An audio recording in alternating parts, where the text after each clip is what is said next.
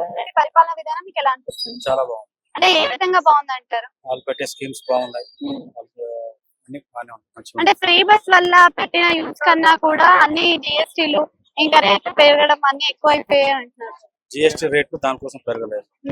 GST అనేది central government సంబంధించింది, state government సంబంధించింది కాదు.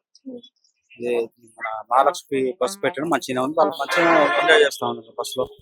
కొట్టుకోవడానికి కూడా ఎక్కువ అయిపోయాయి. కొట్టుకోవడాలంటే ఆడోళ్ళకి ఫ్రీ ఇస్తే ఏదైనా కొట్టుకుంటారు, అంతే కదా. ఓకే, ఆయన ఇచ్చిన పథకాల్లో ఫ్రీ పథకాలు కాకుండా ఫ్రీ ఎడ్యుకేషన్, ఫ్రీ హాస్పిటల్స్ ఇలాంటివి పెట్టుంటే ఇంకా బాగుండేది అని ఆల్రెడీ హాస్పిటల్స్ ఉంది కదా, బాగానే ఉంది.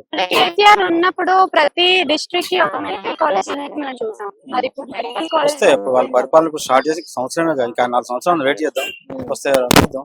రైతులకు కూడా అందరికీ అన్ని పథకాలు అందట్లేదు. అందట్లేదని చెప్పి మనం అనుకుంటే సరిపోదు. వాళ్ళకు రైతులను కడుక్కోవాలి, వస్తాయని వచ్చినా లేదని చెప్పి అందరికి అన్ని అందుతాయి. అందరూ అన్ని విధాలా సంతృప్తి చెందారు కదా ఒక ప్రభుత్వం ఉన్నప్పుడు, ఏదో ఒక దాంట్లో ఉంటది. అసలు కేసీఆర్ కి రేవంత్ రెడ్డికి డిఫరెన్స్ అంటే ఏంటి? కేసీఆర్ రేవంత్ రెడ్డి